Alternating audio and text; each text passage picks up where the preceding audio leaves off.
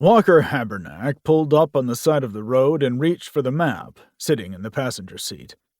He was supposed to meet Callum in another hour, but before he raced to the airport, he wanted a chance to check out a couple addresses he had in mind. He needed some information before he went all in. In his mind, in his heart, he wondered just what was going on here. But again, the frustration of not knowing much was evident.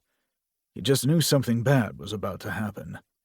Now, if only he were lucky enough to get there in time to stop it, that would be great. But this ugly sense inside him suggested that he was probably already too late. However, as a precog, he knew that sense of foreboding came because he was aware of what one avenue in the future could be, yet wouldn't necessarily turn out that way. He still had time to change things. He knew about Kim's brother at this point. He'd been filled in. Walker also understood that Levi was considering hiring Walker.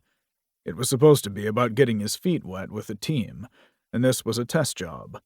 But Walker also knew that wouldn't work.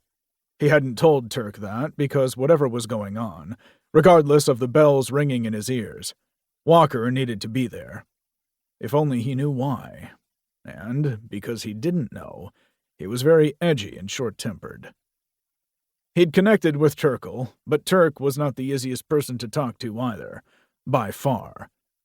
Walker almost laughed at that. If there were ever two peas in a pod, they were him and Terk. But then probably a lot of psychics had a similar viewpoint. Walker went way back with Terk. Even now, Walker wanted something different in life and was trying to figure out how to find it. So he was looking at Terk sideways, wondering how he'd made everything in his life suddenly happen. It was worth a long conversation, but Walker wasn't sure if Terk would be open enough to share details. It was also possible that he would keep the information of how he'd pulled it off to himself. Walker had also blocked the psychic door to stop Terk from getting into his head. Terk was one of those guys who generally would not force it, but if he needed something, he wouldn't bother with niceties and then apologize afterward, which was okay in a true emergency. Still, Walker felt pressure that he didn't normally sense, and that made him uneasy right now. Terk would say that was all the more reason why Walker should be talking and keeping the doors open, letting everybody know that something was here, that something was happening, so that a bigger alert system would be in place, if and when it came to needing help. Walker didn't know Callum, but knew that he'd worked on Terk's team when they worked with the CIA. The fact that Terk had gone private was something Walker was still adjusting to. But maybe it went along with Terk having a woman in his life now. That was something most of them avoided on a long-term basis, just because it was too dangerous. Too much crap was going on in the world around them, and they couldn't really afford to have anybody tied up in it more than they were themselves.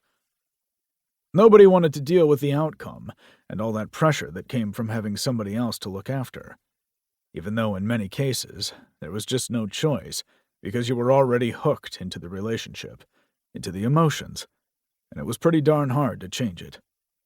And if that happened to Terk, Walker could understand it, except that Terk was an old hand.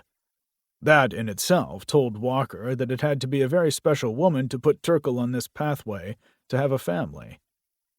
Walker heard the rumbling in the far recesses of his brain and shook his head. "No, Terk, not ready to talk to you yet." When that was followed by what Walker could only describe as a half-laugh, he groaned, then opened up his mind after all. "What?" Walker barked. "Well, now that's better," Terk replied easily. "I wanted to tell you that Callum's flight has been delayed by a good half hour." "I would have found that out when I checked the arrivals board," he muttered. "You didn't need to contact me for that." "No, but communication makes life a lot easier. How are you, by the way?" "Fine," he grumbled. "Or I will be if this damn urge will stop dragging me down this crazy pathway." Terk paused for a moment. "Sometimes we can do nothing but follow through on the messages we receive." "Doesn't mean I like it," Walker muttered.